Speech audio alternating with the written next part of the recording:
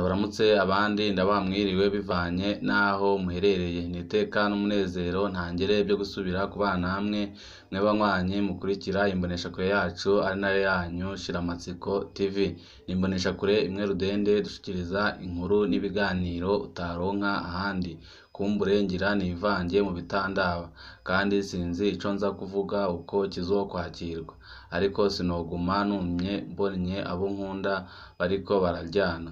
Iyo mbamenyeranye nabo iyo tuba dufise aho duhurira nari kubibabwira amaso ku yandi ntagombye kubivugira hano, ariko kubera ko bica ku mbuga reka n'impanuro ndayicishe hano. Ndakunda rwose umuririmbyi Big Fizzo. Indirimbo ziwe ndazizi kuva kera, ndibaza ko nka zose ndazizi mu mutwe. Abantu tuba mu mahanga turagira ikibazo cyo gukundisha abana batoye ikirundi kubera baba bakivugira muhira gusa. Kenshi ndakoresha indirimbo za Fizzo kugira ngo nigishe abana banje ikirundi nkoresheje umuziki ushobora kubaryohera. Murazi ko abana bubu atari umuziki uwo ari wo wose ubaryohera. Ibyo twakunda kera sibyo bo bakunda, ariko iyo bumvishe amajambo ya Fizzo bararyoherwa nkasanga bayamenye bariko barayasubiramo. Aha nshatse kuvuga ko impanuro ngire ntange ndayikoranye urukundo. Hari impari zimaze iminsi mu baririmbyi b'abarundi ugasanga bariko barapfa ibintu byinshi hamwe bakavugana amashavu bakahava basanga banyereye. Ndamaze kumva benshi bashavuriye DJ Paulin ahanini bakamwagiriza ko akunda gutumira mu biteramo abaririmbyi b'abanyamahanga akongera akabahemba amafaranga menshi. Baramwidogera ko adashigikira abaririmbyi b'u Burundi nk'uko abikorera abanyamahanga. Umubabaro wabo ndawutahura. Big Fizzo ari mu baherutse gusohora umubabaro wiwe nawe, ariko aca atwagwa n'ishavu aranyerera mu mvugo, aho yavuga ko agiye kurwanya umudimudimu. Iri ni ijambo ribi cane. Ijambo umudimudimu abarundi barikoresha ku bana bavuka ku babyeyi badasangiye urukoba, umuzungu n'umwirabura. Abazungu bakiza abarundi babafata ko ari ibihumi. Kubona umurundikazi abyariwe n'umuzungu ntibyakirwaga neza, uwo mwana nawe nyine bamubona nk'igihumi. Abo bana bakurana agahinda kenshi. Abarundi ntibabemera neza nk'abirabura, abazungu nabo nyine ntibabemera nk'abazungu. Mu buzima bwabo bahura n'amacakubiri menshi. Kwibutsa ko DJ Paulin ari muri abo biswe abadimudimu ni ukumucumita ahantu hababaza cane. Uba umwibukije ibindi byinshi byamubabaje. Ikindi kibi ni uko ico yakoze kiba citiriwe abandi bose basa nkawe. Mbere kubera bivuzwe n'umuntu akundwa cane nka Big Fizzo bigahava bibyara urwanko ku bantu bose bari muri uwo murwi. Ico ni ikintu kibi rwose. Nk'uko ibyo Big Fizzo yavuze atawubyitirira ubwoko bwiwe, niko n'ibyo DJ Paulin yavuze atawubyitirira abasa nawe bose. Ku bwanje ururimi rwa Big Fizzo rwaranyereye.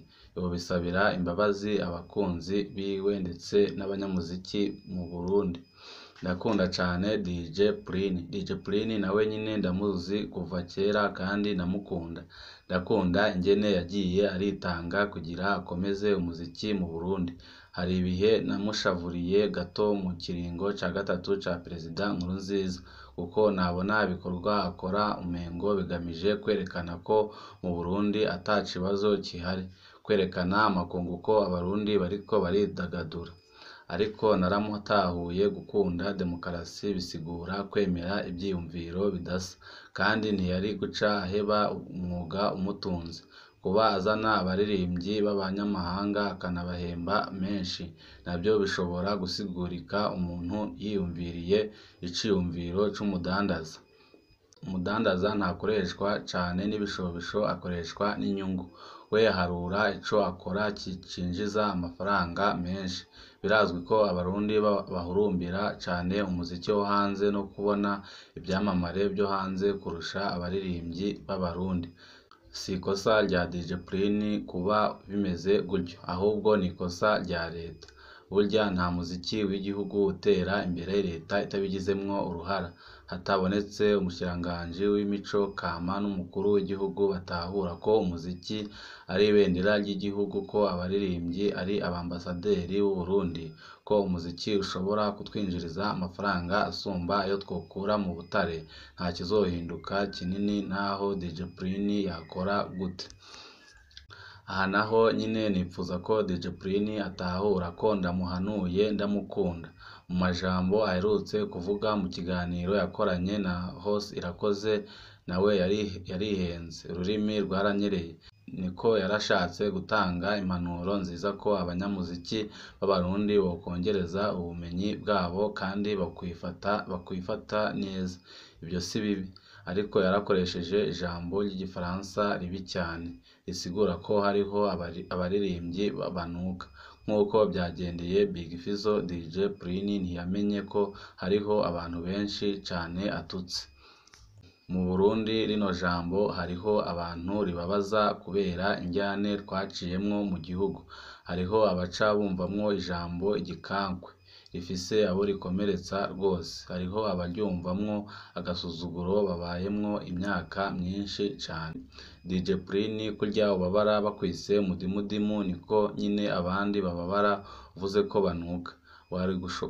Wari gushobora gutanga iciyumviro cawe udakoresheje iryo jambo.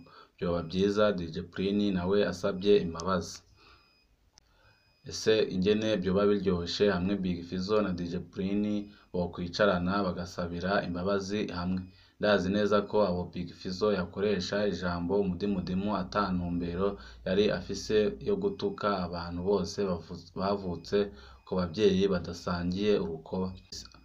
Kanatsinde nimba ntibeshe nawe yoba afise umwana wo muri bo.